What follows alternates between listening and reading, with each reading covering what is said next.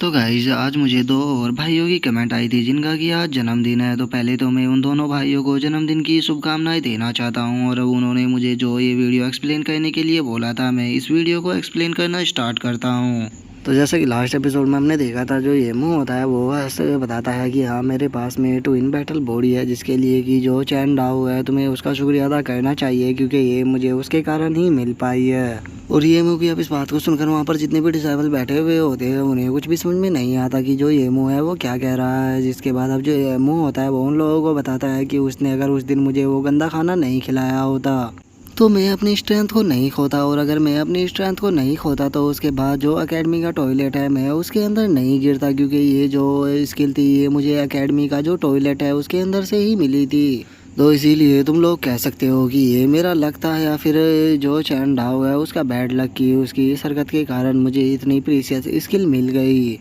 जो सुनते के साथ ही अब जो वहाँ पर डिसेबल बैठे हुए होते हैं वे अजीब सा फेस बनाने लगते हैं। वे अजीब सा फेस बनाते हुए बोलते हैं कि आखिर सीनियर वैंग ने इस इतनी अच्छी स्किल को टॉयलेट के अंदर क्यों डाला था। जो सुनते के साथ ही जो दूसरा डिसेबल बैठा हुआ होता है वो अपने मुंह को बंद करते हुए बोलता है कि मुझे तो ये सोचकर ही उल्टी आ रही है कि वहाँ से इसने इस स्किल को निकाला है। और उसके इतना बोलते के साथ ही अब जो डीन होता है वो भी अपनी नाक को बंद करने लगता है। और वो अपनी नाक को बंद करते हुए बोलता है कि अब मुझे समझ में आ रहा है कि मेरी पूरी एकेडमी को छान लेने के बाद भी मुझे ये स्किल क्यों नहीं मिली थी। और डीन के इतना सोचते के साथ ही अब हम देखते हैं कि जो ये मुंह होता है वो शायर के गले को पकड़कर उसे ऊपर उठा लेता है। और वो उसके गर्दन को दबाते हुए बोलता है कि उसके बाद भी तुम्हारे भाई ने मुझे वो गंदा खाना खिलाया था, तो जो ये मैटर है ये अभी ख़त्म नहीं हुआ। वैसे तो मैं इस मैटर को तुम्हारे भाई के साथ में ही क्लियर करना चाहता था, लेकिन जो तुम्हारा भाई है वो पिछले कई दिनों से गायब हो चुका है और मेरे इतने ढूंढने के बाद भी वो मुझे नहीं मिला। लेकिन चूंकि अब तुम यहाँ पर आ चुकी हो तो तुम यहाँ पर नील डाउन कर अपने भाई की जगह मेरे से माफ़ी क्यों नहीं मांगती।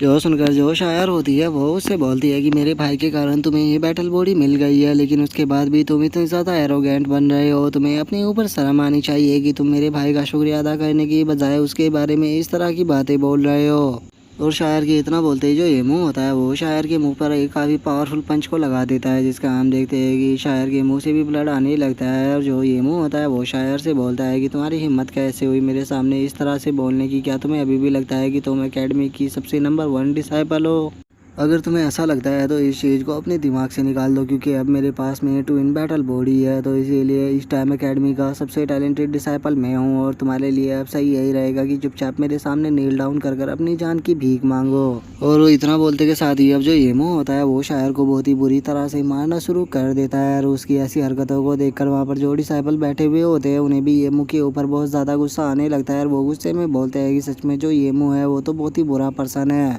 आखिर ये इतनी ज़्यादा खूबसूरत लड़की को इतनी बुरी तरह से कैसे मार सकता है। और इतना बोलते के साथ ही अब जो उनमें से एक डिसाइबल होता है वो खड़ा होकर डीन से चिल्लाते हुए बोलता है कि डीन आखिर आप क्या कर रहे हो? क्या आपको दिखाई नहीं दे रहा कि वो शायर को किस तरह से मार रहा है? जो शायर है वो फाइट बैक नहीं कर सकती, वो पहले ही इस फाइट को हार चुकी है। तो इसीलिए आपको इस फाइट को रोक देना चाहिए, क्योंकि ये नियम के बिल्कुल खिलाफ है।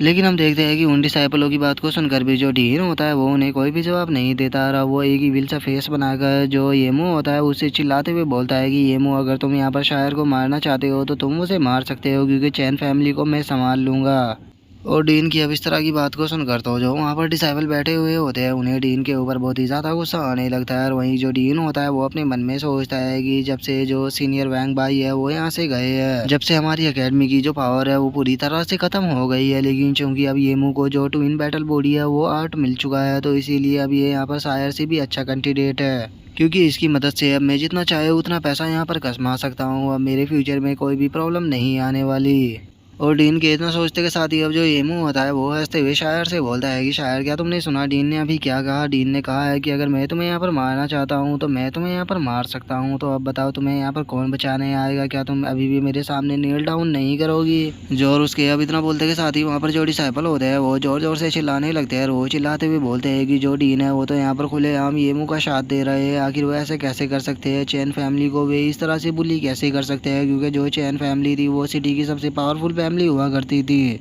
और उन लोगों के इतना बोलते हैं हम शायर को देखते हैं जिसकी जो हालत होती है वो बहुत ज़्यादा ख़राब हो चुकी होती है। और अब जो ये मुँह होता है वो हंसते हुए शायर से बोलता है कि नहीं, तुम्हें यहाँ पर मारना अच्छा नहीं रहेगा, तुम्हें यहाँ पर मारने से भी अच्छी सज़ा मेरे दिमाग में है। मैं जानता हूँ कि तुम अपने भाई से बहुत ज़्यादा प्यार करती हो और तुम यहाँ पर अपने भाई के लिए जान भी दे सकती हो, लेकिन मैं आज तुम्हारी यहाँ पर ऐसी हालत कर दूंगा कि जब तुम्हें तुम्हारा भाई देखेगा तो उसे खुद के ऊपर ही शर्म आएगी। और इतना बोलकर अब जो येमू होता है वो शायर के पैरों पर लात मार के जो उसके पैर होता है वो तोड़ देता है, जिस कारण हम देखते हैं कि जो शायर होती है वो बेचारी जोर जोर से चिल्लाने लगती है। जिसके बाद अब हमारा जो व्यू होता है वो चैन डाओ के ऊपर आ जाता है, जो कि फाइनेंस के अंदर डालकर अभी भी लकड़ियों को जला रहा होता है। और हम देखते हैं कि जो चैन डाओ होता है उसकी बेचारे की भी हालत काफ़ी ज़्यादा ख़राब होती है और अब वो अपने पसीने को पोंछते हुए बोलता है कि इतने दिनों से बिना रुके मैं इसके अंदर लकड़ियों को डाल रहा हूँ, पता नहीं जो सिस्टर है वो यहाँ पर मुझे क्या कर कर मानेंगे।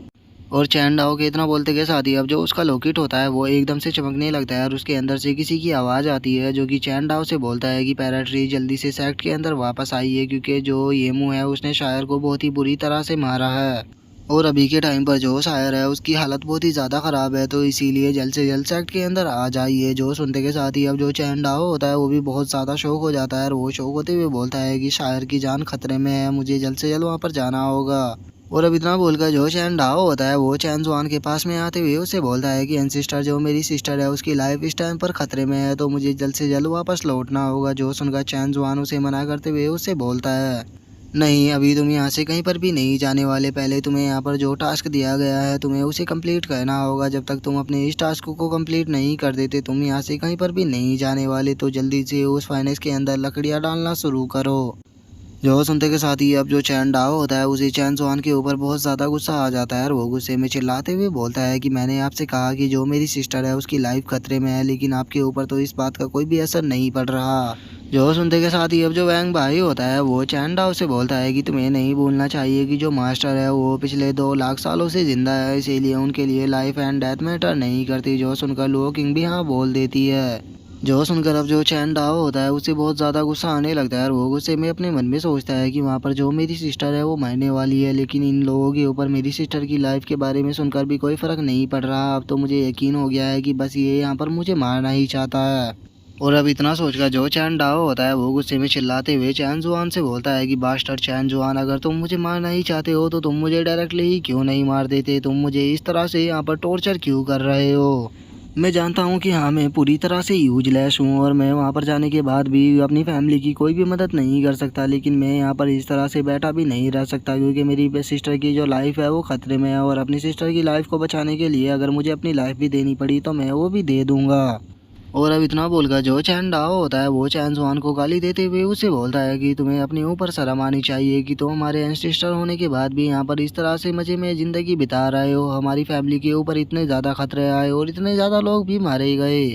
लेकिन उसके बाद भी तुम कभी भी हम लोगों की मदद करने के लिए नहीं आए, बल्कि बस तुम अपने इस आलीशान घर के अंदर यहाँ पर लेट कर एंजॉय कर रहे थे। तुम्हें अपने ऊपर शर्म आनी चाहिए, तुम हमारे एंसेस्टर होने के लायक नहीं हो। और चैन डाओ की अब इस बात को सुनकर जो वैंग भाई और जो लुओ किंग होती है वो दोनों उसकी तरफ देखते हुए उससे बोलते हैं कि बच्चे आखिर तुम यहाँ पर चाहते क्या हो। जो सुनते के साथ ही अब जो वैंग भाई होता है वो गुस्से में बोलता है कि हमारी फैमिली को ह्यूमिलेट किया गया, हमारे लोगों को भी मारा गया, यहाँ तक कि अब जो मेरी सिस्टर है वो भी मरने वाली है, लेकिन ये यहाँ पर बैठकर बस देख रहा है। मैं इसे जिंदा नहीं छोड़ूंगा, मैं इसे यहाँ पर मार दूंगा।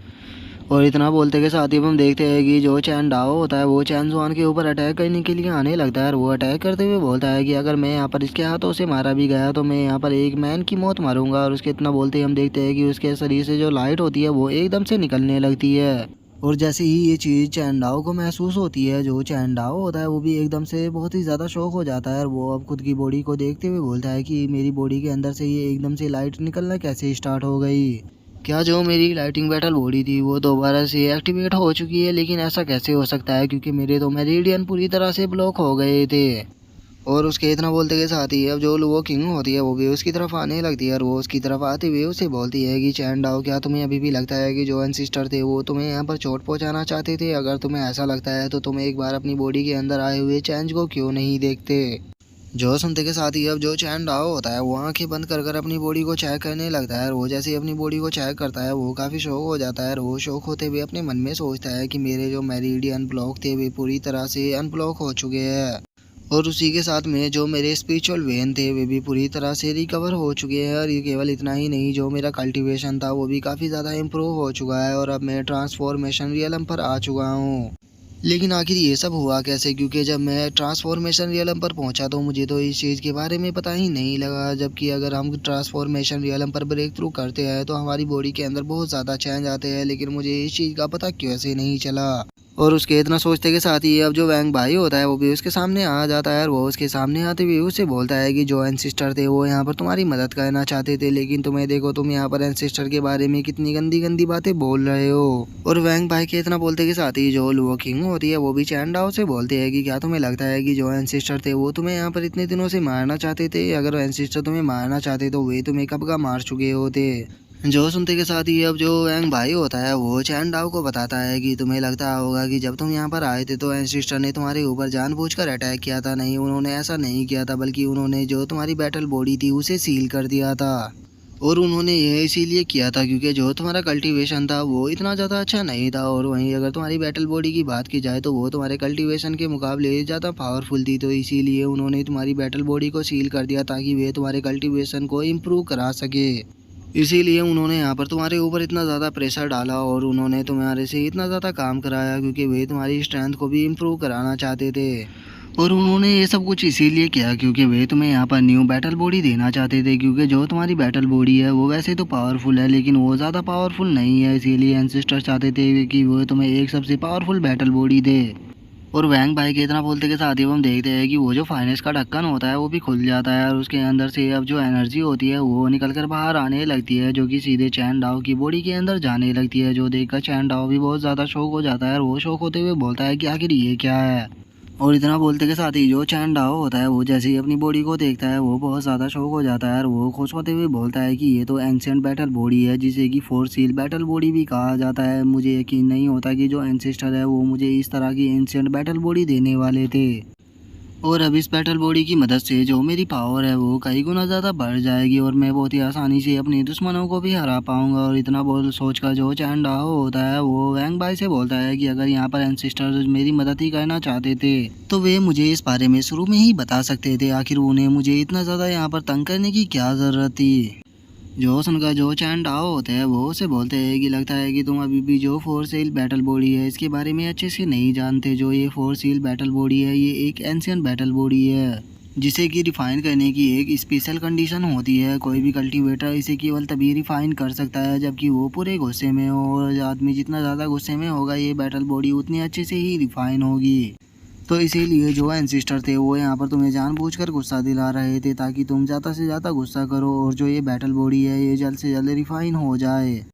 और शायद तुम्हें तो इस बारे में पता भी नहीं होगा कि जो एंसिस्टर है उन्होंने इस बैटल बॉडी को तुम्हारे लिए कितनी मुश्किल से उसे ढूंढा है। वो पूरी रात जागते रहे थे तुम्हारे लिए इस बैटल बॉडी को ढूंढने के लिए, क्योंकि वो तुम्हें यहाँ पर एक स्पेशल बैटल बॉडी देना चाहते थे। और जब तुम यहाँ पर आए थे तुमने देखा था कि जो एंसिस्टर थे उनकी हालत काफ़ी ज़्यादा ख़राब थी। तो तुम्हें क्या लगता है कि उनकी हालत वैसे ही ख़राब थी? तुम शायद इस बारे में नहीं जानते होगे कि जो एंसिस्टर है उन्होंने तुम्हारे लिए अपने लाइफ एसेंस को यहाँ पर सेक्रीफाइस किया था, क्योंकि इस बैटल बॉडी के ऊपर जो सील लगी हुई थी उसे हटाने के लिए लाइफ एसेंस की ज़रूरत थी। इसीलिए एंसिस्टर ने अपने लाखों साल पुराने जो लाइफ एसेंस था उसे तुम्हारे लिए बर्बाद कर दिया।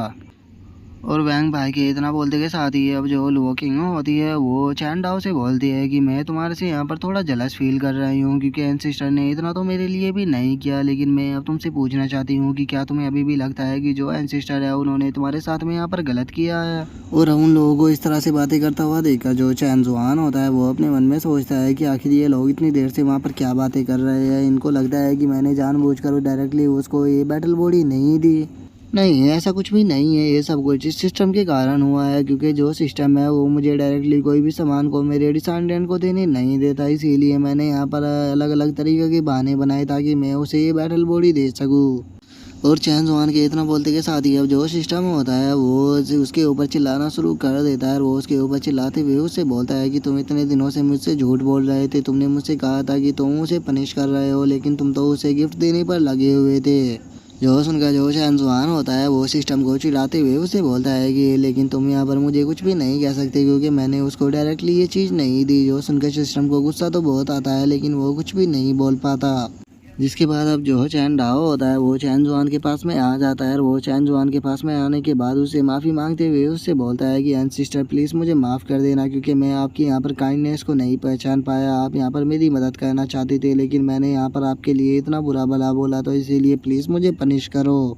और अब चैन डाओ को अपने आगे नील डाउन करता हुआ देखकर जो चैन जुआन होता है वो उसे बोलता है कि बेफालतू की बकवासें करना बंद करो, मैंने यहाँ पर तुम्हारे लिए कुछ भी नहीं करा। और रही तुम्हारे इस नील डाउन करने की, तो तुम्हें इस तरह से किसी के सामने भी नील डाउन नहीं करना चाहिए, तुम्हें बस अपने फादर या फैमिली के सामने ही करना चाहिए। जो सुनकर जो चैन डाओ होता है वो काफ़ी ज़्यादा उदास हो जाता है और वो उदास होते हुए चैन जुआन से बोलता है कि आपने सही कहा, मुझे केवल अपने फादर के सामने ही नील डाउन करना चाहिए, लेकिन मेरे जो फादर है वो बहुत पहले ही गुजर चुके हैं। लेकिन अपने फादर की मुझे अभी भी कुछ बातें याद है कि जो मेरे फादर थे वे बिल्कुल आपकी ही तरह थे, वे मेरी बहुत ज़्यादा परवाह किया करते थे और वे हमेशा मेरे लिए अच्छी अच्छी चीज़ें लाया करते थे ताकि वे मुझे खुश कर सके। और चैन डाओ के इतना बोलते के साथ ही अब हम उसके एक पास्ट का सीन देखते हैं, जहाँ पर कि जो चैन डाओ के फादर होते हैं वो चैन जुआन के लिए कुछ खाने के लिए लेकर आए होते हैं और वो उसे देते हुए बोलते हैं कि देखो बेटा, मैं ये तुम्हारे लिए लेकर आया हूँ, तुम्हें ये काफ़ी ज़्यादा पसंद थी ना। और अब इस चीज़ को याद कर जो चैन डाओ होता है वो वहाँ पर रोने लगता है और वो रहते हुए चैन जुआन से बोलता है कि एंसेस्टर, आप बिल्कुल मेरे फादर की तरह हो, आप उनकी ही तरह मेरी चिंता करते हो। और अब चैन डाओ की इस बात को सुनकर जो चैन सुहान होता है वो भी थोड़ा सीरियस हो जाता है और वो सीरियस होके उसकी तरफ देखने लगता है। और अब वो चैन डाओ की तरफ आते हुए उससे बोलता है कि चैन डाओ, तुम्हें रोने की कोई भी ज़रूरत नहीं है, क्योंकि तुम एक वॉरियर हो और वॉरियर की आंखों में कभी भी आंसू अच्छे नहीं लगते, और जब तक तुम्हारा एंसेस्टर जिंदा है तुम्हें इस तरह से रोने की कोई भी ज़रूरत नहीं है। और इतना बोलते ही जो चैन सुहान होता है वो खुद ही रोना शुरू कर देता है और वो रोते हुए बोलता है कि मेरे प्यारे डिसांटेड, तुम्हें रोने की ज़रूरत नहीं है, जो तुम्हें एंसेस्टर है वो एक और आर्टिफैक्ट देंगे ताकि तुम जल्द से जल्द पावरफुल बन सके हो। तुम्हें आज के बाद उदास होने की कोई भी ज़रूरत नहीं है, क्योंकि जब तक तुम्हारे एंसेस्टर जिंदा है वो तुम्हें कुछ भी नहीं होने दोगे, क्योंकि मैं जानता हूँ कि बिना फादर के जो लाइफ होती है वो कैसी होती है। और इतना बोलकर अब हम देखते हैं कि वे दोनों एक दूसरे के गले लगकर रोना शुरू कर देते हैं और जो चैन जुआन होता है वो रोते हुए चैन डाओ से बोलता है कि मैं जानता हूँ कि एक बेकार पर्सन ने तुम्हारी सिस्टर को बुली किया है, और इस चीज़ को देखकर जो तुम्हारा एंसेस्टर है उसे भी बहुत ज़्यादा गुस्सा आ रहा है, लेकिन मुझे माफ़ कर देना, क्योंकि जो तुम्हारा एंसेस्टर है वो तुम्हारी यहाँ पर इस टाइम पे मदद नहीं कर सकता, लेकिन मैं तुम्हें यहाँ पर एक अच्छा पावरफुल वेपन दे सकता हूँ, तुम्हें इसकी मदद से जाकर उसे अच्छे से सबक सिखाना होगा। जो सुनते के साथ ही जो चैन डाओ होता है वो भी रोते हुए चैन जुआन से बोलता है कि एंसेस्टर, आपको टेंशन लेने की कोई भी ज़रूरत नहीं है, आपके बदले के मैं उसके 5-6 मुक्के मार दूंगा। और अब अपने एंसेस्टर के इस रूप को देखकर जो वो किंग होती है वो भी अजीब सा फेस बनाकर एंसेस्टर की तरफ देखने लगती है और वो उसकी तरफ देखते हुए बोलती है कि एंसेस्टर ने तो यहाँ पर कहा था कि जो रियल मैन होते हैं वो कभी भी नहीं रोते, लेकिन इन्हें देखो अब तो ये यहाँ पर खुद ही फूट फूट कर रो रहे हैं। और उसके इतना बोलते के साथ ही अब जो चैन डाओ होता है वो वहाँ से रोते हुए जाने लगता है और वो जाते हुए बोलता है कि एंसेस्टर मैं जा रहा हूँ। जो सुनकर जो चैन जुआन होता है वो भी रोते हुए उसे बाय बोलने लगता है। और चैन डाओ के वहाँ से चले जाने के बाद जो वैंग भाई होता है वो मुस्कुराते हुए बोलता है कि सच में इस बच्चे के पास में एक फाइटिंग स्पिरिट है, इसीलिए मुझे लगता है कि इस बच्चे का जो फ्यूचर है वो बहुत ही ज़्यादा ब्राइट होने वाला है। जो सुनकर जो वो किंग होती है वो वैंग भाई से बोलती है कि हाँ ये चीज़ आपने सही कही, लेकिन मुझे यहाँ पर आज एक और चीज़ पता लगी है कि जो हमारे एंसेस्टर है वो रोते हुए बिल्कुल भी अच्छे नहीं लगते। जो सुनते के साथ ही अब जो चैंग जुआन होता है वो भी समझ जाता है कि उसने यहाँ पर कुछ ज़्यादा ही ओवर एक्टिंग कर दी। देख रहे हो गाइस, जो एंसेस्टर और जो रिसेंटेंट है दोनों ही एक नंबर के ड्रामेबाज है। लेकिन तभी जो चैन जुआन होता है वो अपने सिस्टम की तरफ देखते हुए बोलता है कि पता नहीं क्यों मुझे कुछ गड़बड़ लग रही है, क्योंकि मैंने अपनी डिसेंटेंट को डायरेक्टली ही आर्टिफैक्ट दे दिया, लेकिन उसके बाद भी जो सिस्टम है उसने ना तो मुझे कोई नोटिफिकेशन दी और ना ही कोई वार्निंग, इससे पहले तो इसने ऐसा कुछ भी नहीं किया। और चैन जुआन के इतना बोलते के साथ ही अब हमारा जो व्यू होता है वो चैन फैमिली के अंदर आ जाता है, जहाँ पर कि हम देखते हैं कि जो शायर होती है वो बेहोश पड़ी होती है और अब जो येमो होता है वो उन लोगों से चिल्लाते हुए बोलता है, चैन फैमिली के लोगों मेरी बात को ध्यान से सुनो, जो शायर थी उसकी मैंने कल्टीवेशन को पूरी तरह से डिस्ट्रॉय कर दिया है, और चूंकि अब शायर का जो कल्टीवेशन है वो डिस्ट्रॉय हो चुका है तो इसीलिए चैन फैमिली की अब कोई भी वैल्यू नहीं रही है। तो इसीलिए मैं तुम लोगों को यहाँ पर एडवाइस देना चाहूँगा कि तुम जो एकेडमी है उसके सामने सबमिट कर दो। अगर तुम ऐसा नहीं करोगे तो जो डीन है वो तुम्हारी पूरी चैन फैमिली को पूरी तरह से डिस्ट्रॉय कर देगा। और उसके इतना बोलते के साथ ही अब जो चैन फैमिली का ग्रेट एल्डर होता है वो मुस्कुराते हुए आगे आने लगता है और वो आगे आते हुए बोलता है कि प्लीज़ मुझे माफ़ कर देना, लेकिन जो चैन फैमिली का पैराट्रीज था वो तो यहाँ से कब का जा चुका है, तो उसकी जगह मैं ही यहाँ पर साइन कर देता हूँ। और इतना बोलते के साथ ही अब वो उस पेपर के ऊपर साइन करने लगता है और वो उस पेपर के ऊपर साइन करते हुए हंसते हुए बोलता है कि मैं तो इस चीज़ को पता नहीं कब से चाहता था, क्योंकि मैं जानता था कि अगर एकेडमी के अंदर सबमिट हो गए तो मुझे उससे काफ़ी फ़ायदा होगा, लेकिन फाइनली आज मुझे मौका मिल गया। और ग्रेट एल्डर की इतना वो सोचते के साथ ही अब हम देखते हैं कि वहाँ पर किसी के चिल्लाने की आवाज़ आती है, जो कि चिल्लाते हुए ग्रेट एल्डर से बोलता है कि ग्रेट एल्डर, मुझे यहाँ से गए हुए ज़्यादा टाइम नहीं हुआ, लेकिन तुम्हारे अंदर इतनी ज़्यादा हिम्मत आ गई है कि तुम यहाँ पर मेरी फैमिली को किसी दूसरे के सामने सबमिट कर रहे हो। जो सुनते के साथ ही जो ग्रेट एल्डर होता है वो कुछ समझने की कोशिश कर ही रहा होता है, लेकिन तभी हम देखते हैं कि उसके मुंह के ऊपर आकर एक काफ़ी पावरफुल पंच लगता है। और अब हम देखते हैं कि ये पंच किसी और ने नहीं बल्कि चैन डाउ ने मारा होता है। और हम देखते हैं कि जो चैन डाओ का लुक होता है वो भी काफ़ी खतरनाक लग रहा होता है और उसी के साथ में उसकी पूरी बॉडी से भी लाइटिंग निकल रही होती है। और अब चैन डाओ को वहाँ पर देखकर जो चैन फैमिली के एल्डर होते हैं वे भी खुश हो जाते हैं और वे खुश होते हुए बोलते हैं कि फाइनली पैराट्रीज यहाँ पर आ गए। और अब चैन डुआन को वहाँ पर देखकर जो येमू होता है वो हंसते हुए चैन डुआन से बोलता है कि फाइनली ट्रैश तुम यहाँ पर आ गए। मैं तुम्हें बता देना चाहता हूँ कि जो ग्रेट एल्डर था वो यहाँ पर तुम्हारी भलाई के लिए ही काम कर रहा था, लेकिन चूंकि तुमने अब यहाँ पर ग्रेट एल्डर को बेहोश कर दिया है तो इसीलिए मैं तुम्हें यहाँ पर एक एडवाइस देना चाहूँगा कि चुपचाप इस पेपर के ऊपर साइन कर दो, नहीं तो तुम्हारे साथ में भी वही होगा जो कि तुम्हारी सिस्टर सायर के साथ में हुआ है। और वो ये बोल ही रहा होता है तभी जो चैंडाओ होता है वो अपनी पावर का यूज कर कर जो येमू ने हाथ में वो पर्चा पकड़ा होता है उसे फाड़ देता है। और उसे फाड़ने के बाद जो चैंडाओ होता है वो गुस्से में उससे बोलता है, येमू तुम्हें क्या लगता है कि मेरी सिस्टर को इतनी बुरी तरह से इंजर्ड कर देने के बाद मैं तुम्हारी एकेडमी को ज्वाइन करूंगा? तुम बस सपने देखते रहो, मैं तुम्हारी एकेडमी को कभी भी ज्वाइन नहीं करने वाला, बल्कि अब मैं यहाँ पर तुम लोगों को डिस्ट्रॉय कर दूंगा। ये मुँह मैं तुम्हें लाइफ एंड डेथ के लिए चैलेंज करता हूँ, तो क्या तुम्हारे अंदर इतनी हिम्मत है कि तुम मेरे साथ में लाइफ एंड डेथ की फाइट कर सको? अगर मैं हार जाता हूँ तो तुम मेरी पूरी फैमिली को कंट्रोल कर सकते हो। और अब चैन डाओ की इस बात को सुनकर जो ग्रेट एल्डर होता है वो भी होश में आ जाता है और वो गुस्से में चिल्लाते हुए बोलता है कि क्या ये जो पैराट्रीज है ये यहाँ पर पागल हो गया है, जो कि ये मुँह के साथ में लाइफ एंड डेथ की फाइट कर रहा है। जो सुनते के साथ ही अब जो चैन डाओ होता है वो गुस्से में उसकी तरफ देखते हुए बोलता है कि अपने मुंह को बंद करो। और इतना बोलकर जो चैन डाओ होता है वो ग्रेट एल्डर के मुंह के ऊपर लात मार के उसके मुंह को जमीन के अंदर घुसा देता है। और अब चैन डाओ की इस तरह की हरकतों को देखकर जो ये मुंह होता है वो भी हंसने लगता है और वो हंसते हुए चैन डाओ से बोलता है कि चैन डाओ तुम कुछ ज़्यादा ही इंटरेस्टिंग हो गए हो। तो चलो फिर ठीक है, अगर तुम मेरे हाथों से मरना ही चाहते हो तो मैं तुम्हारे इस लाइफ एंड डेथ के चैलेंज को एक्सेप्ट करता हूँ, लेकिन मैं तुम्हें बता देना चाहता हूँ कि मैं लाइफ एंड डेथ अरीना के अंदर तुम्हारे ऊपर कोई भी रहम नहीं दिखाऊंगा, बल्कि मैं तुम्हें एक बहुत ही बुरी मौत दूंगा। जो सुनकर जो चैन डाओ होता है वो भी मुस्कुराते हुए उससे बोलता है कि वो तो कल अरीना के अंदर देख लिया जाएगा, तो फिर ठीक है, मैं कल तुमसे अरीना के अंदर मिलूंगा। और चैन डाओ के इतना बोलते ही जो ग्रेट एल्डर होता है वो उठकर चिल्लाते हुए बोलता है कि मैं इस चीज़ के लिए एग्री नहीं हूँ। जो सुनकर चैन डाओ उसे धमकाते हुए बोलता है कि अपने मुंह को बंद करो। जिसके बाद अब हमारा जो व्यू होता है वो अगले दिन के ऊपर आ जाता है, जहाँ पर कि अब जो एक एल्डर होता है वो चिल्लाते हुए बताता है कि आज जो ये मुँह हमारी एकेडमी का सबसे पावरफुल पर्सन है वो चैन डाओ, जो कि हमारी एकेडमी का सबसे कमज़ोर पर्सन है, उसके साथ में फाइट करेगा। और आज की जो ये फाइट होने वाली है ये कोई नॉर्मल फाइट नहीं होने वाली, बल्कि ये लाइफ एंड डेथ की फाइट होने वाली है। और इनमें से आज एक बंदा ही जिंदा यहाँ से वापस लौटेगा। और उसके इतना बोलते ही हम देखते हैं कि जो चैन डाओ और जो येमू होता है वो एक दूसरे के सामने आ जाते हैं, जिसे देखकर अब जो एक डिसाइपल बैठा होता है वो बात करते हुए बोलता है कि मुझे अपनी आंखों पर यकीन नहीं हो रहा कि जो चैन डाओ है वो वापस आने के बाद येमू के साथ में लाइफ एंड डेथ की फाइट कर रहा है। जो सुनकर जो दूसरा डिसाइपल होता है वो पहले वाले से बोलता है कि वो यहाँ पर केवल ऐसा इसीलिए कर रहा है क्योंकि जो येमू था उसने शायर को बहुत ही बुरी तरह से पीटा था, तो इसीलिए वो अपनी बहन का यहाँ पर बदला लेना चाहता है। जो सुनकर तीसरा डिसाइपल बोलता है कि वो बात तो ठीक है, लेकिन मुझे नहीं लगता कि जो चैन डाओ है वो इस फाइट को जीत पाएगा, लेकिन उसने तो अपनी पूरी फैमिली को ही बैट पर लगा दिया। अगर वो यहाँ पर फाइट को हारता है तो वो खुद मरेगा नहीं बल्कि अपनी पूरी फैमिली को भी एकेडमी को दे देगा। और उन लोगों के इतना बोलते के साथ ही हम डीन को देखते हैं जो कि आराम से चाय पी रहा होता है और वो हंसते हुए येमू से बोलता है कि येमू तुम्हें इसके ऊपर कोई भी मर्जी दिखाने की ज़रूरत नहीं है, तुम इसे ख़त्म कर देना। और इतना बोलकर अब जो डीन होता है वो अपने मन में सोचता है कि आखिर इस बच्चे की हिम्मत कैसे हुई यहाँ पर आकर मेरी एकेडमी को चैलेंज करने की, जो भी मेरी एकेडमी के खिलाफ जाने की कोशिश करेगा वो यहाँ पर मारा जाएगा। और उसके इतना बोलते के साथ ही हम येमू को देखते हैं जो कि अपने ओरा को रिलीज करने लगता है और वो अपने ओरा को रिलीज करते हुए चैन डाओ से बोलता है कि ट्रैश, मैं तुम्हें बता देना चाहता हूँ कि मेरे पास में ट्विन बैटल बॉडी है, इसीलिए यहाँ पर तुम्हारा मुझसे जीतने का तो चांस ही नहीं बनता। और बाद में मुझे तुम ये मत कहना कि मैंने तुम्हें बुली किया था, क्योंकि तुम यहाँ पर खुद ही मेरे साथ में लाइफ एंड डेथ की फाइट करने के लिए आए हो।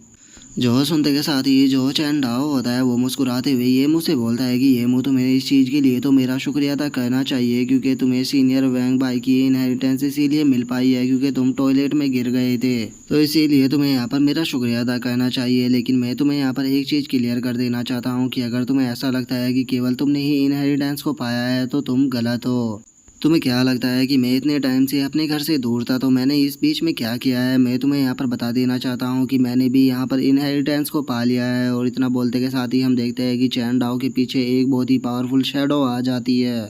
और चैन डाओ के अब ऐसे कॉन्फिडेंस को देखकर जो ये मुँह होता है वो भी थोड़ा घबराने लगता है, और वो घबराते हुए अपने मन में सोचता है कि आखिर यहाँ पर चल क्या रहा है, ये जो चैन डाओ है ये इतना ज़्यादा कॉन्फिडेंट क्यों है, कहीं ऐसा तो नहीं कि इसे सच में इनहेरिटेंस मिल गई। और ये मुँह ये सोच ही रहा होता है, तभी जो चैन डाओ होता है वो अटैक करने के लिए तैयार हो जाता है, और वो उसके ऊपर अटैक करते हुए बोलता है कि ये मुँह मुझे माफ़ कर देना, लेकिन तुम यहाँ पर आज मरने वाले हो। और अब चैन डाओ की स्पीड को देखकर जो ये मुँह होता है वो घबराते हुए अपने मन में सोचता है कि इसकी स्पीड एकदम से बहुत ज़्यादा बढ़ गई है, कहीं ऐसा तो नहीं कि इसने सच में इनहेरिटेंस को पा लिया।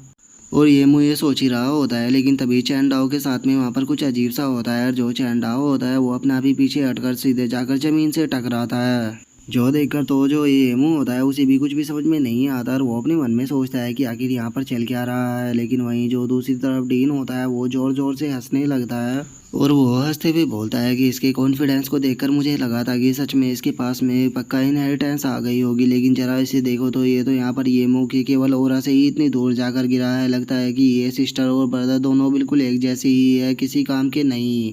और डीन के इतना बोलते के साथ ही हम वहाँ पर बैठे हुए डिसाइपलों को देखते हैं जिन्हें भी कुछ भी समझ में नहीं आया होता, और वो येमू की तरफ देखते हुए बोलते हैं कि येमू ने तो यहाँ पर कोई भी अटैक नहीं किया, वो तो डिफेंड कर रहा था। फिर यहाँ पर जो चैन डाओ है वो अपना भी पीछे जाकर कैसे गिर गया। लगता है कि जो चैन डाओ है वो यहाँ पर इतना ज़्यादा कमज़ोर है कि वो येमू के ओरा प्रेशर को भी नहीं झेल पाया, और वो केवल उसी से ही पीछे हटकर इतनी ज़्यादा दूर जाकर गिरा है। अगर ये इतना ही ज़्यादा कमज़ोर है तो फिर ये यहाँ पर येमू को चैलेंज करने के लिए क्यों आया था।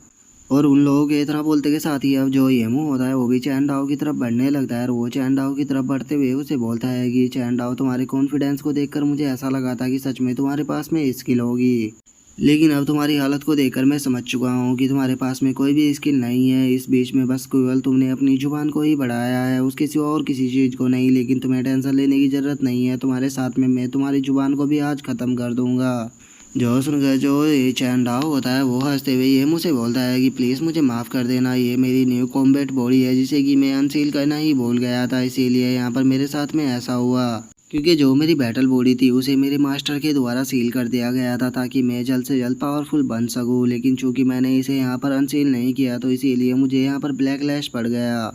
और चैन डाओ की इस बात को सुनकर जो येमू होता है वो हंसते हुए बोलता है कि अच्छा, तो तुम कहना चाहते हो कि तुमने अपनी बैटल बॉडी के ऊपर लगी हुई सील को अनसील ही नहीं किया था। सच में तुम तो काफ़ी अच्छे से प्रिटेंड करते हो, तुम्हारी बातों को सुनकर तो मुझे भी लग रहा है कि जैसे कि तुम्हारे अंदर स्ट्रेंथ हो। और वो इतना बोलकर हंस ही रहा होता है, लेकिन तभी जो चैन डाओ होता है वो एकदम से येमू के सामने आ जाता है, और वो उसके सर को पकड़कर सीधे उसे ज़मीन में मारता है, जिस कारण हम देखते हैं कि जहाँ पर उसका सर टकराता है वहाँ की ज़मीन भी टूट जाती है। जो देखकर तो अब जो डीन होता है उसके मुंह से उसकी चाय ही बाहर आ जाती है, और वहीं दूसरी तरफ जो डिसाइपल होते हैं वो इस मोमेंट को देखकर शॉक होते हुए बोलते हैं कि अभी अभी यहाँ पर क्या हुआ, क्या सच में जो चैन डाओ है वो अब पावरफुल बन चुका है। और उन लोगों के इतना बोलते के साथ ही हम चैन डाओ को देखते हैं जो कि येमू से बोलता है कि येमू, तुम इतने ज़्यादा सरप्राइज क्यों हो रहे हो, अभी तो यहाँ पर बहुत सारे ऐसे सीक्रेट है जो कि मुझे रिवील करना है। टेंशन मत लो, तुम्हें मारने से पहले मैं उन सब चीज़ों को तुम्हारे सामने रिवील ज़रूर करूँगा। और इतना बोलकर जैसे ही चैन डाओ नीचे देखता है तो वो पाता है कि जो येमू है वो वहाँ से गायब हो चुका है। और अब जो येमू होता है वो चैन डाओ से बोलता है कि मैंने कभी भी नहीं सोचा था कि तुम्हारे जैसे एक ट्रैश के सामने मुझे अपनी ट्विन बैटल बॉडी का यूज करना होगा।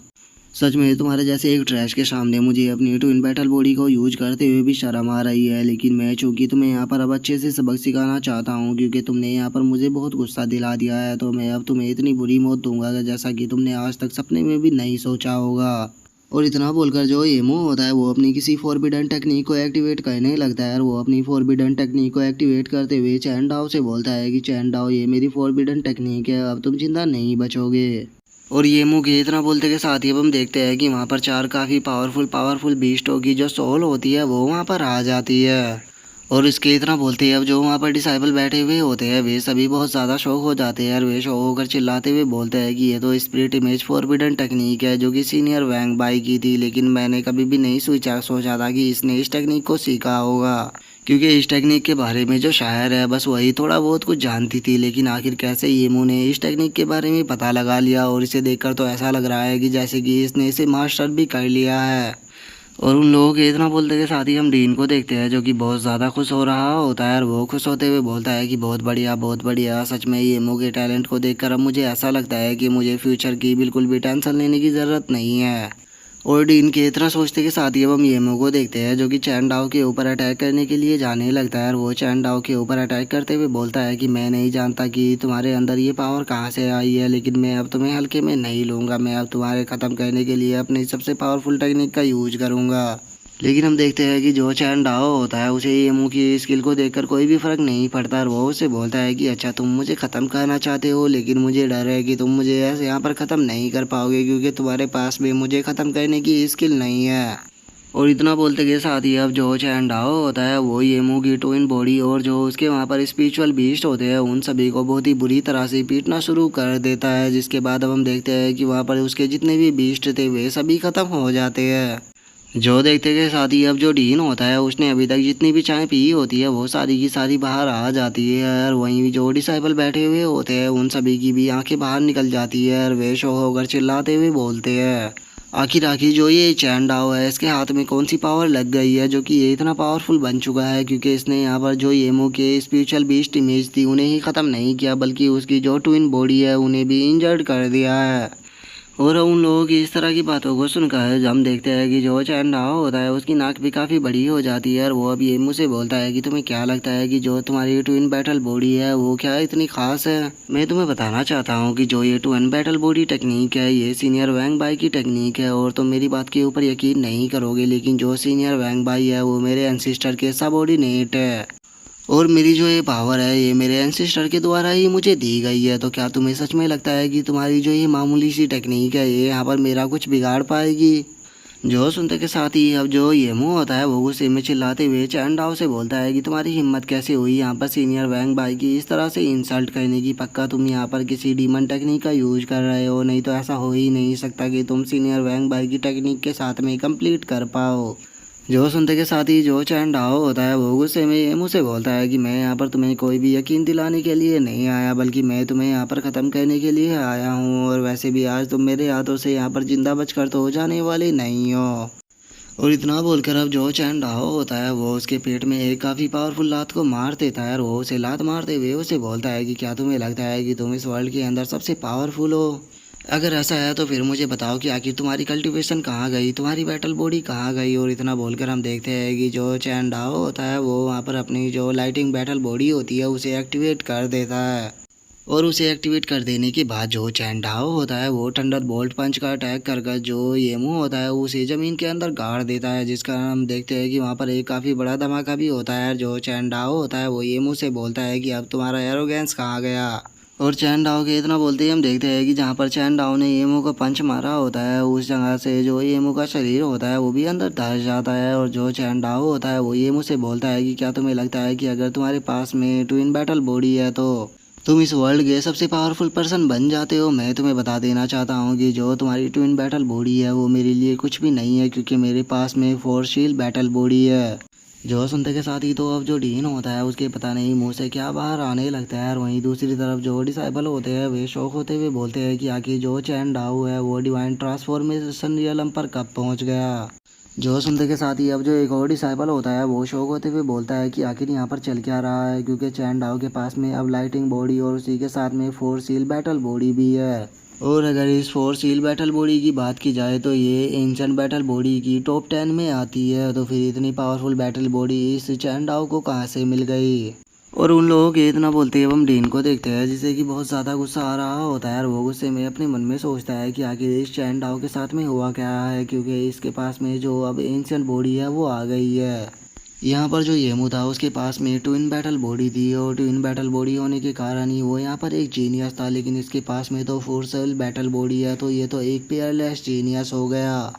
और डीन के इतना सोचते के साथ ही अब हम येमो को देखते हैं जिसकी हालत की बहुत ज़्यादा ख़राब हो चुकी होती है और अब वो खांसते हुए बोलता है कि नहीं ऐसा नहीं हो सकता, ये पूरी तरह से इम्पॉसिबल है। आखिर ऐसा कैसे हो सकता है कि तुम्हारे जैसा एक कचरा मेरे साथ में यहाँ पर कंप्लीट कर सके। नहीं, ये हकीकत नहीं हो सकता। पक्का मैं यहाँ पर कोई सपना देख रहा हूँ, तो जल्दी से मुझे इस सपने से उठाओ क्योंकि मैं इस बेकार सपने को और ज़्यादा नहीं देखना चाहता। और येमू की इस बात को सुनकर जो चैन डाओ होता है वो येमू के सामने आ जाता है और वो येमू के सामने आते हुए उससे बोलता है कि अच्छा, तो तुम्हें लगता है कि यहाँ पर कोई सपना चल रहा है क्या? तुम्हें नहीं लगता कि इतनी पिटाई के बाद भी तुम्हारी आँख नहीं खुली? ये कोई सपना नहीं है बल्कि ये एक हकीकत है।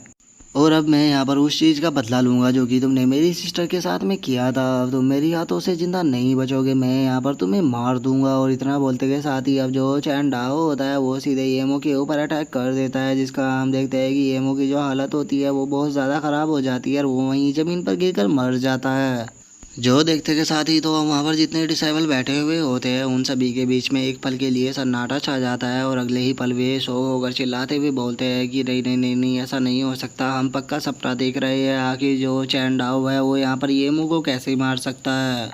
जो सुनते के साथ ही जो चैन डाओ होता है वो हंसते हुए उन लोगों से बोलता है कि आखिर तुम ये लोग किस तरह की बातें कर रहे हो? मैं यहाँ पर येमू को मारना नहीं चाहता था, लेकिन चूंकि जो येमू था उसने मेरी सिस्टर को बहुत ही बुरी तरह से पीटा, तो इसीलिए मैं यहाँ पर उसे ऐसे ही जिंदा जाने नहीं दे सकता था। वो इस मौत को डिजर्व करता था। और चैंडाओ के इतना बोलते के साथ ही अब जो डीन होता है वो चैंडाओ के ऊपर अटैक करने के लिए आने लगता है और वो उसके ऊपर अटैक करते हुए उससे गुस्से में बोलता है कि बास्टर्ड, तुम्हारी हिम्मत कैसे हुई यहाँ पर येमू को मारने की? येमू ने केवल शायर के कल्टीवेशन को डिस्ट्रॉय किया था, लेकिन तुमने उसे यहाँ पर मार दिया।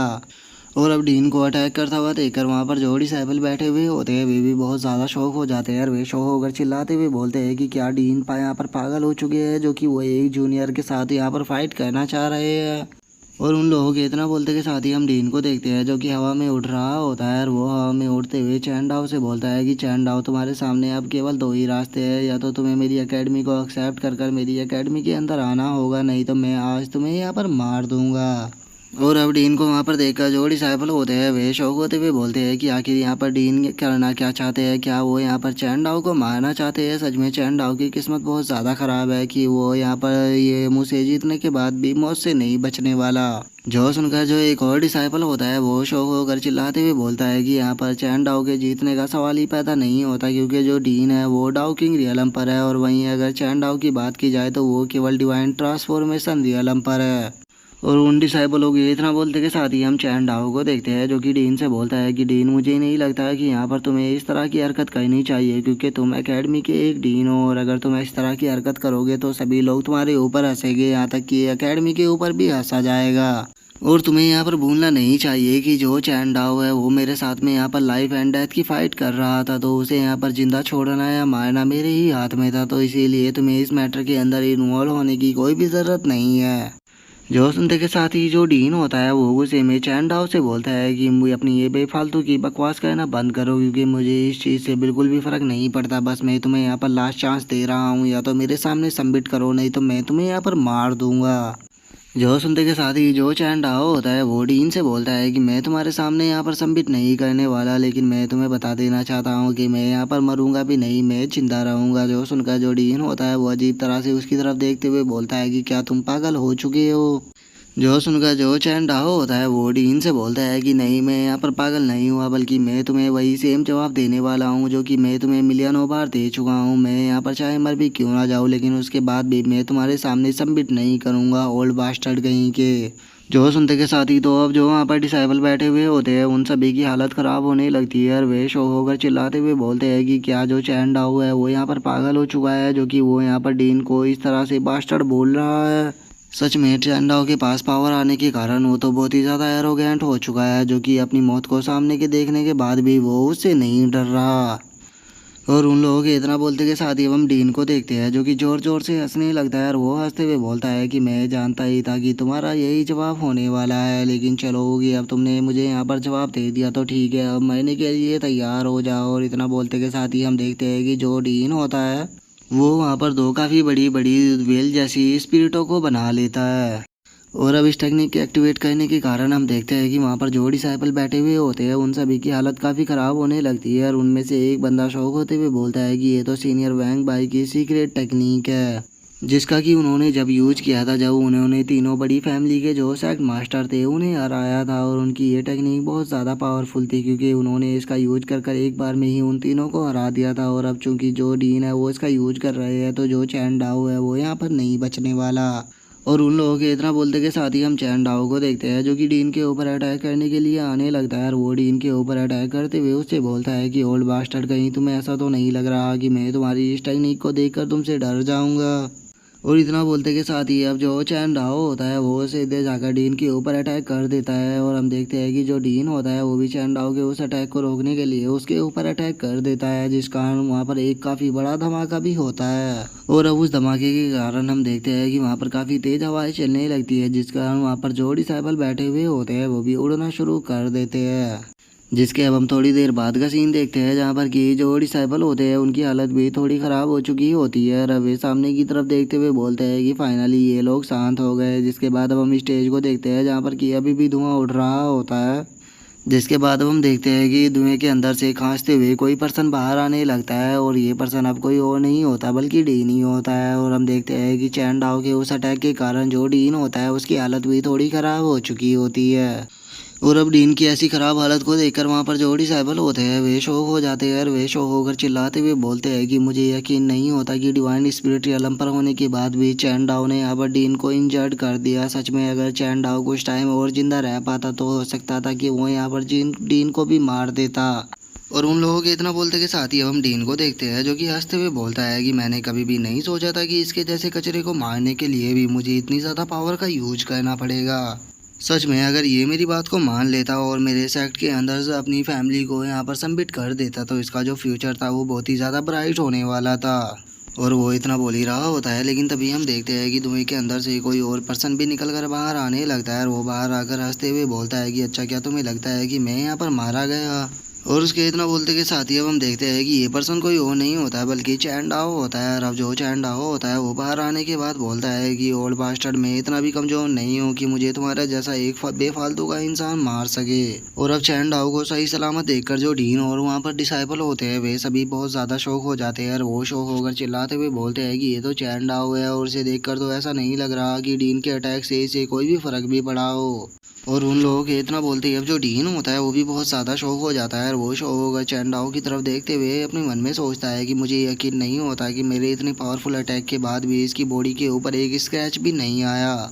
लेकिन आखिर ऐसा हो कैसे सकता है कि ये मेरे इतने पावरफुल अटैक को ब्लॉक कर ले? नहीं, ऐसा नहीं हो सकता। पक्का इसके पास में कोई ना कोई पावरफुल मैजिक वेपन है जिससे कि इसने मेरे अटैक को ब्लॉक किया होगा। और उसके इतना बोलते के साथ ही हम चैन डाओ को देखते हैं, जो कि हंसते हुए अपने मन में सोचता है कि बहुत बढ़िया, डीन को मैं यहाँ पर इस तरह से प्रिटेंड किया है जैसे कि मैं इंजर्ड ना हुआ हूँ, इसीलिए अब ये काफ़ी ज़्यादा घबराने लगा है।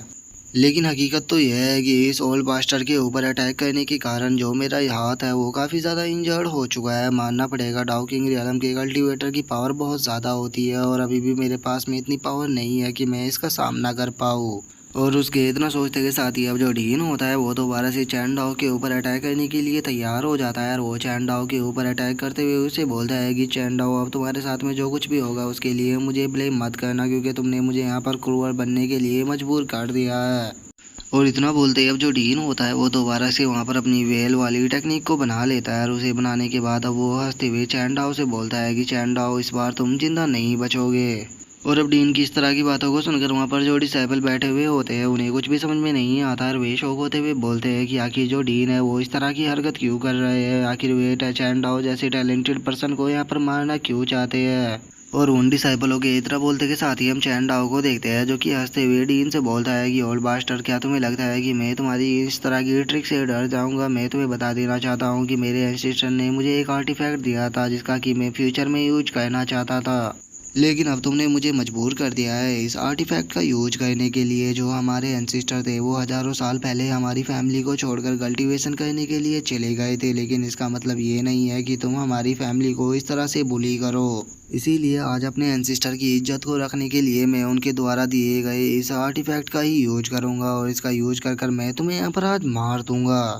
और अब चैन डाओ की इस तरह की बातों को सुनकर जो डीन होता है वो भी घबराने लगता है और वो घबराते हुए अपने मन में सोचता है कि इसके पास में instant force seal battle body है, तो इसका मतलब ये यहाँ पर झूठ नहीं बोल रहा। इसके पास में जो ये आर्टिफैक्ट है ये पक्का बहुत पावरफुल होगा और ये इसकी मदद से यहाँ पर मुझे मार भी सकता है। और अब डीन को इस तरह से अपने आर्टिफैक्ट की तरफ देखता हुआ देखकर जो चैन डाओ होता है वो अपने आर्टिफैक्ट के ऊपर से कपड़े को हटाने लगता है और वो उसे हटाते हुए बोलता है कि चूंकि तुम यहाँ पर आज मरने ही वाले हो तो चलो तुम्हें मारने से पहले मैं तुम्हें एक बार अपने वेपन को दिखा देता हूँ। और इतना बोलकर जो चैन डाओ होता है वो उस आर्टिफैक्ट के ऊपर से कपड़े को हटा देता है और उसे हटाने के बाद सामने करते हुए बोलता है कि लो इसे देखो। और अब हमें पता लगता है कि वो कुछ और नहीं बल्कि एक लकड़ी का डंडा होता है। जो देखते के साथ ही अब जो वहाँ पर लोग बैठे हुए होते हैं और जो डीन होता है वे सभी बहुत ज़्यादा शौक हो जाते हैं और उन्हें समझ में ही नहीं आता कि ये आखिर किस तरह का आर्टिफैक्ट है। और वे शौक होते हुए बोलते हैं कि ये तो बस एक लकड़ी का डंडा है। जो सुनते के साथ ही अब जो चैन डाओ होता है वो भी उसकी तरफ देखने लगता है और वो उसकी तरफ देखते हुए बोलता है कि आखिर ये लकड़ी का डंडा कैसे हो सकता है। और अब उसे देखते ही याद आता है कि ये तो वही लकड़ी है जो कि वो फाइनेंस के अंदर डाल डाल के जला रहा था। और अब इस चीज़ का पता लगने पर जो चैन डाओ होता है वो भी बहुत ज़्यादा शौक हो जाता है और वो शौक होकर चिल्लाते हुए बोलता है कि ये तो सच में वही लकड़ी है जो कि मैं फाइनेंस के अंदर डालकर जला रहा था। और चैन डाओ के इतना बोलते के साथ ही जो डीन होता है वो जोर जोर से हंसने लगता है और वो हंसते हुए बोलता है कि तुम्हारी तरह ही तुम्हारा जो वेपन है वो भी पूरी तरह से यूजलेस है, ये लकड़ी का डंडा तुम्हारे ऊपर पूरी तरह से शूट कर रहा है। और डीन के इतना बोलते के साथ ही हम वहाँ पर बैठे हुए डिसाइबलों को देखते हैं जो कि अजीब सा फेस बनाकर चैन डाओ की तरफ देखते हुए बोलते हैं कि माना कि जो चैन डाओ है वो पावरफुल हो चुका है और उसने यहाँ पर डीन को भी इंजर्ड कर दिया, लेकिन आखिर वो इस लकड़ी के डंडे से यहाँ पर क्या कहना चाहता है। कहीं ऐसा तो नहीं कि वो इस लकड़ी के डंडे से यहाँ पर डीन को पीटने वाला है। और उन लोगों के इतना बोलते के साथ ही अब जो चैन डाओ होता है वो उस डंडे को कसकर पकड़ लेता है और वो उसे पकड़ते हुए सभी लोगों के ऊपर गुस्सा करते हुए बोलता है कि तुम लोगों की हिम्मत कैसे हुई मेरे वेपन के ऊपर हंसने की।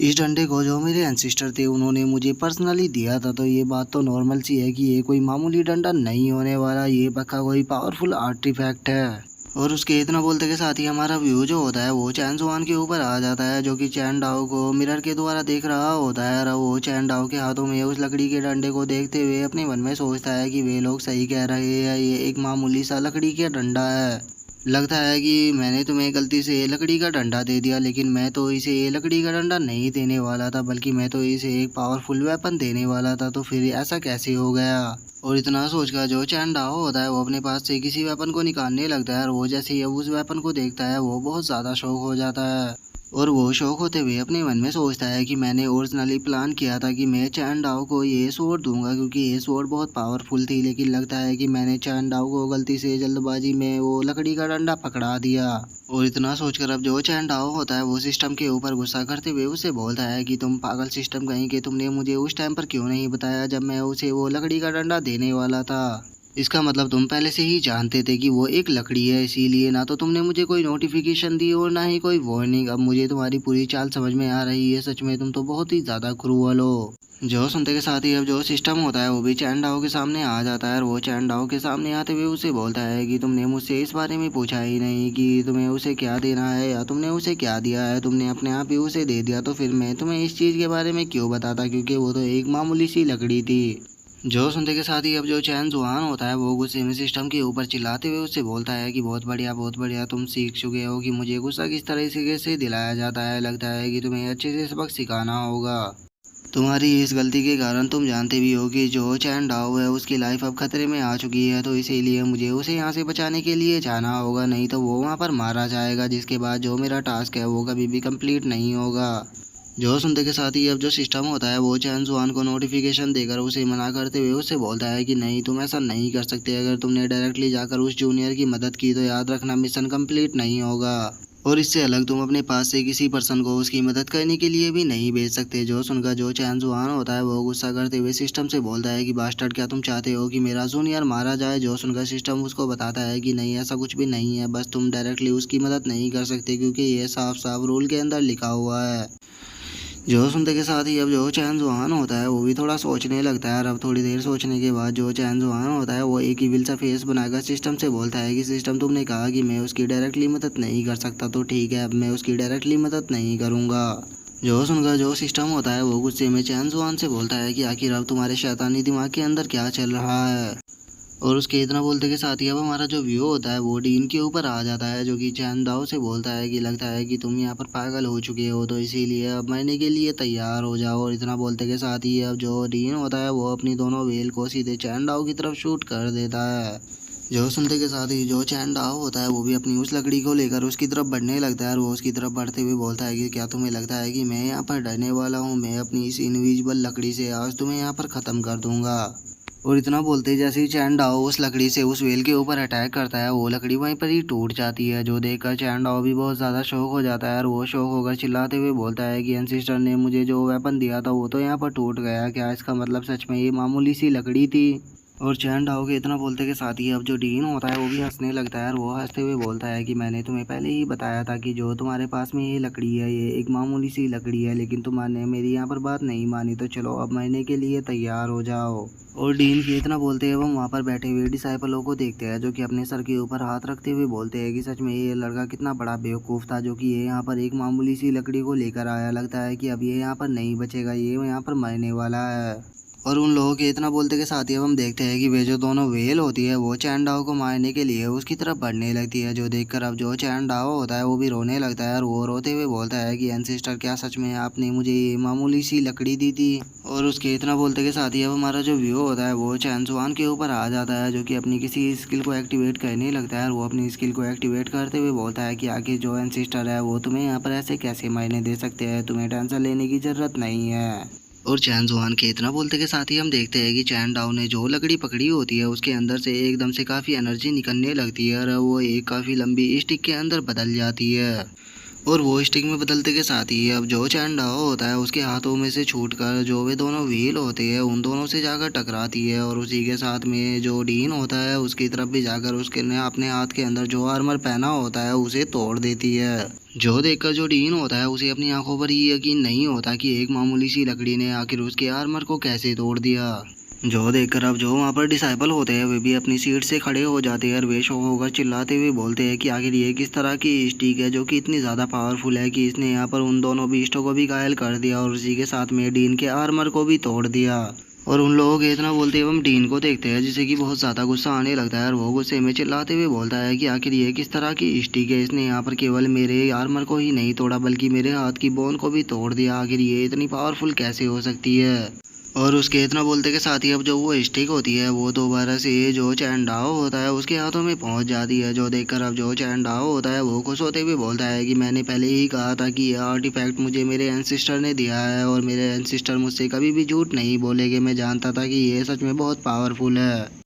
जो सुनते के साथ ही अब जो डीन होता है वो भी हंसने लगता है, और वो हंसते हुए बोलता है कि अच्छा तो ये तुम्हारे एंसिस्टर ने तुम्हें आर्टिफैक्ट दिया है, बहुत बढ़िया बहुत बढ़िया। अब तुमने यहाँ पर फाइनली मुझे पूरी तरह से गुस्सा दिला दिया है। अब मैं तुम्हारे ऊपर अपनी उसी टेक्निक का यूज करूंगा जिसका कि मैंने पता नहीं पिछले कितने लंबे टाइम से यूज नहीं किया। सभी लोगों को ये लगता है कि मेरे सर के ऊपर के जो बाल है वो गायब होते जा रहे हैं, इसीलिए मेरे बालों के अंदर कोई भी पावर नहीं है, लेकिन मैं आज तुम्हें अपने बालों की रियल पावर को दिखाऊंगा। और डीन के इतना बोलते के साथ ही हम चैन डाओ को देखते हैं, जो कि सामने के नज़ारे को देखकर काफ़ी ज़्यादा शौक हो चुका होता है। जिसके बाद अब हम सामने का नज़ारा देखते हैं जहाँ पर कि जो डीन के बाल होते हैं वो अजीब तरह से हवा में लहरा रहे होते हैं। और अब जो डीन होता है वो हंसते हुए चैन डाओ से बोलता है कि हज़ारों साल पहले एक हेयर कल्टीवेटर हुआ करता था, जो इसकी की बालों के अंदर इतनी ज़्यादा पावर थी कि वो अपने बालों से ही लोगों को ख़त्म कर दिया करता था। और तुम्हारी जानकारी के लिए बता दूं कि उसकी कल्टीवेशन को ही मैंने कल्टीवेट किया है, जिस कारण मेरे बालों के अंदर इतनी ज़्यादा पावर आ चुकी है कि चाहे तुम्हारा आर्टिफैक्ट कितना भी पावरफुल क्यों ना हो, लेकिन अब ये तुम्हें मेरे बालों से नहीं बचा पाएगा।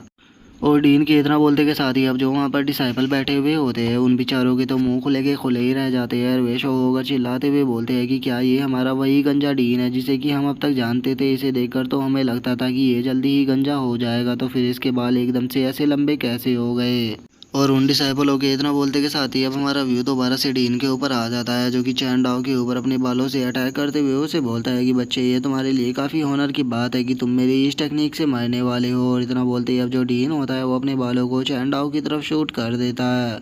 जो देखकर जो चैन डाओ होता है वो अपनी स्टिक को आगे करते हुए बोलता है कि जब तक मेरे हाथ में ये स्टिक है मुझे तब तक कोई भी नहीं हरा सकता, क्योंकि ये स्टिक मुझे मेरे एंसिस्टर ने दी है और मुझे अपने एंसिस्टर के ऊपर पूरा यकीन है। और इतना बोलते ही जो चैन डाओ होता है वो डीन के ऊपर अटैक करने के लिए जाने लगता है। जो देखकर जो डीन होता है वो उसे बोलता है कि ठीक है तो फिर आ जाओ, मैं भी देखता हूँ कि तुम्हारे एंसेस्टर की इस स्टिक के अंदर कितनी ताकत है। और इतना बोलते ही जो डीन होता है वो चैन डाओ की स्टिक को अपने बालों से पकड़ लेता है। जो देखकर तो चैन डाओ भी काफ़ी ज़्यादा शौक हो जाता है। और अब जो डीन होता है वो हंसते हुए चैन डाओ से बोलता है कि जब तुम अपनी स्टिक का यूज ही नहीं कर पाओगे तो फिर तुम यहाँ वहाँ पर मुझे कैसे हराओगे, तो ठीक है अब मरने के लिए तैयार हो जाओ। और इतना बोलकर अब जो डीन होता है वो दोबारा से वहाँ पर अपनी एक और वेल को बना लेता है। और उसे बनाने के बाद अब वो उसे सीधे चैन डाओ की तरफ शूट कर देता है। जो देखकर अब जो चैन डाओ होता है वो भी थोड़ा घबराने लगता है, लेकिन तभी जो चैन जुआन होता है वो माइंड टू माइंड कांटेक्ट करते हुए चैन डाओ से बोलता है कि चैन डाओ तुम्हें यहाँ पर घबराने की कोई भी ज़रूरत नहीं है। अपनी फोर्स शील्ड बैटल बॉडी की पावर को इस स्टिक के अंदर डालो, जिसके बाद तुम्हें यहाँ पर कुछ भी करने की ज़रूरत नहीं पड़ेगी। जो सुनते के साथ ही अब जो चैन डाओ होता है वो भी उसी तरह से करने लगता है, जिस कारण हम देखते हैं कि उसकी स्टिक का अब जो साइज़ होता है वो काफ़ी बड़ा होने लगता है। जो देखकर तो डीन की आंखें भी बाहर आ जाती है। और अब हम देखते हैं कि चैन डाओ की स्टिक काफ़ी बड़ी हो चुकी होती है। और जो चैन डाओ होता है वो अपनी स्टिक को पकड़कर अब जो डीन होता है उसकी तरफ अटैक करते हुए उससे बोलता है कि मैं जानता ही था कि मेरे एंसेस्टर का जो अब आर्टिफैक्ट है वो बहुत पावरफुल है, तुम इसके सामने कुछ भी नहीं हो, तो अब मरने के लिए तैयार हो जाओ। और इतना बोलकर अब जो चैन डाओ होता है वो अपनी उस स्टिक से जो डीन की वेल होती है उसके ऊपर अटैक कर देता है। जो देखकर जो डीन होता है वो बहुत ज़्यादा शॉक हो जाता है और वो गुस्से में चिल्लाते हुए बोलता है कि नहीं। और इतना बोलकर अब जो डीन होता है वो अपने मन में सोचता है कि आखिर ये किस प्रकार की स्टिक है, ये अपना आप ही इतनी ज़्यादा बड़ी कैसे हो गई। और उसके इतना सोचते सोचते अब जो स्टिक होती है वो बिल्कुल उसके पास में आ जाती है। और हम देखते हैं कि जो स्टिक होती है वो सीधी उससे टकराती है, जिस कारण वहाँ पर काफ़ी बड़ा धमाका भी होता है। जिसके बाद अब हम देखते हैं कि जो स्टिक होती है उसका इम्पैक्ट फॉरेस्ट के अंदर तक भी जाने लगता है, जहाँ पर कि वे दोनों जो मूर्तियाँ खड़ी होती है वे भी उस स्टिक को देखने लगती है। लेकिन जो वैंग बाई होती है उसकी मूर्ति को कुछ भी नहीं होता है और जो डीन होता है उसकी मूर्ति वहीं पर ही टूट जाती है। और अब वहाँ पर इतने बड़े धमाके के कारण हम देखते हैं कि जो वहाँ पर डिसाइपल होते हैं उन सभी की भी हालत ख़राब होने लगती है। जिसके बाद अब हमारा व्यू जो होता है वो चैन जुआन के ऊपर आ जाता है, जहाँ पर कि जो सिस्टम होता है वो चैन जुआन के ऊपर गुस्सा करते हुए उससे बोलता है कि आखिर ये कौन सी स्टिक है जो कि इतनी पावरफुल है। जो सुनकर अब जो लीजियान होता है वो मुस्कुराते हुए सिस्टम से बोलता है कि तुमने कहा था कि मैं डायरेक्टली अपने डिसकाउंटेंट की यहाँ पर मदद नहीं कर सकता, तो इसीलिए मैंने उसको एक पावरफुल स्टिक दे दी। लेकिन अगर तुम जानना चाहते हो कि ये स्टिक कौन सी है तो ठीक है, मैं तुम्हें बताने के लिए तैयार हूँ। और इतना बोलकर अब जो लीजियान होता है वो अपने पास से एक बुक निकालकर सिस्टम को हंसते हुए बोलता है कि ये स्टिक मंकी किंग की स्टिक है, जिसने कि पूरे हेवन को ही डिस्ट्रॉय कर दिया था और इसका जो साइज़ है वो अपने आप ही बढ़ जाता है। जिसके बाद अब हमारा जो व्यू होता है वो चैन डाओ के ऊपर आ जाता है, जिसके पीछे की हम मंकी किंग की बहुत बड़ी शैडो देखते हैं। और वहीं पर ही जो डीन होता है वो ज़मीन पर बहुत ही बुरी हालत में पड़ा होता है और हमें नहीं बताया जाता कि ये यहाँ पर जिंदा है या मर गया। जिसके बाद अब जो वहाँ पर डिसाइपल होते हैं वो भी उठने लगते हैं और वे उठते हुए बोलते हैं कि क्या इसने केवल इस लकड़ी के डंडे से ही डीन को यहाँ पर मार दिया। और उन लोगों के इतना बोलते हैं अब हम लीजियान को देखते हैं जो कि उस डंडे को देखकर खुश होते हुए बोलता है, सच में ये जो स्टिक है ये तो बहुत पावरफुल है, आई लव यू अनसिस्टर, जो कि आपने मुझे इतनी पावरफुल स्टिक दी। और इतना बोलकर अब जो लीजियान होता है वो उन सभी लोगों से बोलता है कि जो डीन था वो यहाँ पर मारा जा चुका है, तो इसीलिए आज से मैं तुम सभी लोगों का न्यू डीन हूँ। जो सुनते के साथ ही अब वहाँ पर जितने भी डिसाइपल होते हैं वो चैन डाओ के सामने नील डाउन करने लगते हैं और वो नील डाउन करते हुए बोलते हैं कि ठीक है हम सरेंडर करने के लिए तैयार है। और इतना बोलकर उनमें से एक डिसाइपल अपने मन में सोचता है कि यहाँ पर इसने डीन को भी मार दिया तो हम तो इसके सामने कुछ भी नहीं है। और वो बंदा इतना सोच ही रहा होता है तभी जो चैन डाओ होता है वो उन लोगों से बोलता है कि तुम्हें नील डाउन करने की कोई भी ज़रूरत नहीं है, तुम लोग खड़े हो जाओ। और अब चैन डाओ की इस बात को सुनकर सभी लोग काफ़ी शौक हो जाते हैं और उन्हें कुछ भी समझ में नहीं आता। जिसके बाद अब जो चैन डाओ होता है वो उन सभी डिसाइपलों से बोलता है कि इस एकेडमी को हमारे डीन ने बनाया था, जिसका नाम कि वैंग बाई था, और वो ये चाहते थे कि यहाँ पर सभी लोग पीसफुली प्रैक्टिस करें। लेकिन जो अभी के डीन थे उन्होंने यहाँ पर अपने मतलब के लिए सभी लोगों को बहुत ही बुरी तरह से ट्रीट किया था। आज से ना तो किसी को किसी के सामने झुकने की ज़रूरत होगी और ना ही किसी को किसी के सामने भी सरेंडर करने की ज़रूरत होगी। सभी लोग यहाँ पर आपसे पीसफुली प्रैक्टिस करेंगे। और अब चैन डाओ के इतना बोलते के साथ ही जो राइटर होता है वो हमें बताने लगता है कि उस दिन के बाद में जो चैन डाओ था वो एकेडमी का न्यू डीन बन गया, जिसके बाद सभी लोग पीसफुली रहकर वहाँ पर कल्टीवेशन करने लगे, जिसका कारण ये था कि कोई भी चैन डाओ के साथ में फाइट करना नहीं चाहता था। और जो चैन राव था उसने रोटेन फ्रूट का यूज कर कर जो शायर थी उसकी इंजरी को भी हील कर दिया, और उसी के साथ में जो उसकी कल्टीवेशन थी वो भी वापस आ गई, जिस कारण अब जो पूरी चैन फैमिली थी उसका नाम चारों तरफ गूंजने लगा। और जो नॉर्थन टेरिटरी का मैप था जिसके अंदर से कि चैन फैमिली को हटा दिया गया था, उसके ऊपर दोबारा से चैन फैमिली का नाम दिखने लगा। और अब जो शायर होती है वो खुश होते हुए बोलती है कि ब्रदर दोबारा देखो जरा, हमारी चैन फैमिली का नाम मैप पर आ गया। जो सुनकर चैन डाओ भी जोर जोर से हंसने लगता है। जिसके बाद अब हमारा जो व्यू होता है वो 9 डेथ रियलम के अंदर आ जाता है, जहाँ पर कि हम देखते हैं कि जो चैन जुआन होता है वो अब ब्रेक थ्रू कर लेता है। वो ब्रेक थ्रू कर कर खुश होते हुए बोलता है कि फाइनली मैं अर्थ सुप्रीम पर आ गया, और अब अर्थ सुप्रीम रियलम पर ब्रेक थ्रू करने के कारण मुझे किसी से भी डरने की कोई भी ज़रूरत नहीं है। और इतना बोलकर जो चैन जुआन होता है वो जोर जोर से हंसने लगता है, और वो हंसते हुए बोलता है कि लुओ किंग और चैन डाओ जल्दी से यहाँ पर आओ, क्योंकि जो एंसेस्टर है वो आज एक काफ़ी बड़ी पार्टी को रखने वाले हैं, और इस खुशी की मौके पर जो फायर चिकन है आज हम उसके केक को बनाएंगे। और इतना बोलकर अब जो चैन डुआन होता है वो पीछे अपने बीस्टों की तरफ देखता है, और वो पाता है कि जो उसके बीस्ट है वो वहाँ पर बेहोश पड़े हुए हैं। जो देखकर अब जो चैन जुआन होता है उसे कुछ भी समझ में नहीं आता, और वो उन बीस्टों से बोलता है कि ये गाइस क्या हुआ, तुम लोग इस तरह से क्यों पड़े हुए हो। और इतना बोलकर अब जो चैन जुआन होता है वो उन सभी लोगों के आसपास घूमने लगता है, और वो उन लोगों के ऊपर चिल्लाते हुए बोलता है कि ये तुम लोग यहाँ पर इस तरह से क्यों पड़े हुए हो, मैंने कहा जल्दी से चलो चलकर पार्टी करते हैं। लेकिन अब जैसे ही चैन जुआन देखता है कि वे सभी लोग वहाँ पर मर चुके हैं, तो जो चैन जुआन होता है उसे बहुत ज़्यादा गुस्सा आ जाता है, और वो गुस्से में अपने मर्डरस ऑरा को रिलीज करते हुए बोलता है कि आखिर ये किसने किया, किसने मेरे लोगों को यहाँ पर मारा। और अब चैन जुआन के इतना बोलते के साथ ही हम देखते हैं कि पानी के अंदर से एक अजीब सा पर्सन निकलकर वहाँ पर आने लगता है, और वो वहाँ पर आते हुए बोलता है कि चैन जुआन काफ़ी लंबा टाइम हो गया जब से हम नहीं मिले, तो इसीलिए मैंने ये गिफ्ट तुम्हारे लिए रखा है। मैंने तुम्हारे सभी डिसेंडेंट और बीस्टों को यहाँ पर मार दिया ताकि ये चीज़ यहाँ पर आकर मैं तुम्हें एक गिफ्ट के तौर पर दे सकूँ। तो चलो अब मुझे बताओ कि क्या जो मेरा गिफ्ट है वो तुम्हें पसंद आया। जो सुनते के साथ ही जो चैन डाओ होता है वो बहुत ही ज़्यादा गुस्से में उसकी तरफ देखने लगता है, और वो उसकी तरफ देखते हुए बोलता है कि मैं तुम्हें यहाँ पर मारना चाहता हूँ। और इतना बोलते ही जो चैन डाओ होता है वो अपने काफ़ी बड़े स्पिरिचुअल हैंड को वहाँ पर बना लेता है।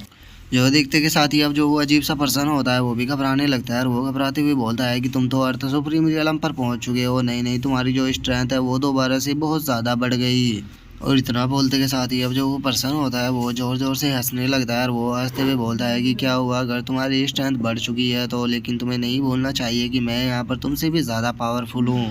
और इतना बोलते के साथ ही अब हम देखते हैं कि वो जो बंदा होता है वो भी वहाँ पर अपने एक स्पिरिचुअल हैंड को बना लेता है, जिससे कि वो चैन जुआन का जो स्पिरिचुअल हैंड होता है उसे वहीं पर ही पकड़ कर रोक देता है। जो देखते के साथ ही अब जो चैन जुआन होता है वो भी बहुत ज़्यादा शौक हो जाता है, और वो शौक होते हुए बोलता है कि आखिर ये पर्सन यहाँ पर है कौन जिसने कि मेरे इतने पावरफुल अटैक को भी रोक लिया।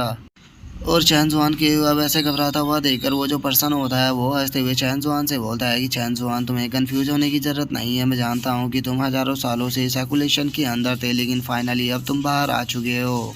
लेकिन यहाँ पर तुम्हारी किस्मत ख़राब है कि जो तुम्हारे एनिमी है वो तुमसे भी ज़्यादा पावरफुल हो चुकी है, और अब तुम्हारे यहाँ पर ज़िंदा रहने का कोई भी चांस नहीं है, और तुम्हारे बाहर आने का मैं पता नहीं कितने लंबे टाइम से इंतज़ार कर रहा था। लेकिन चूंकि आज तुम मेरे सामने यहाँ पर आ चुके हो तो मैं तुम्हें आज एक चीज़ क्लियर कर देना चाहता हूँ कि तुम्हारे पास में अब कोई भी चांस नहीं है जो कि तुम यहाँ से ज़िंदा बचकर जा सको। आज मैं तुम्हें यहीं पर ही ख़त्म कर दूँगा। जो तुम्हारी किस्मत है आज वो भी तुम्हें मेरे हाथों से नहीं बचा सकती। और इतना बोलते के साथ ही अब जो पर्सन होता है वो सीधे जो चैन डाओ होता है उसके ऊपर बहुत ही सारे स्पेशल हैंडों से अटैक कर देता है, जिसके बाद हम देखते हैं कि उस पर्सन के वे जो अटैक होते हैं वे सीधे जाकर चैन जुआन से टकराने लगते हैं। जो देखकर जो चैन जुआन होता है वो भी शौक हो जाता है, और वो शौक होते हुए अपने मन में सोचता है कि ये पर्सन बहुत ज़्यादा पावरफुल है, इसकी जो स्ट्रेंथ है वो हेवनली सवेरेज रियलम पर पहुंच चुकी है, तो इसीलिए मैं इसे यहाँ पर नहीं हरा सकता। और अब चैन जुआन के इतना बोलते के साथ ही जो हमारा आज का एपिसोड है वो यहीं पे कंप्लीट हो जाता है। तो अब नेक्स्ट एपिसोड में देखें कि आगे क्या होता है। अगर आप लोगों को वीडियो अच्छी लगी हो तो लाइक करना, चैनल को सब्सक्राइब करना। मैं मिलता हूँ नेक्स्ट एपिसोड में, तब तक के लिए बाय बाय गाइस।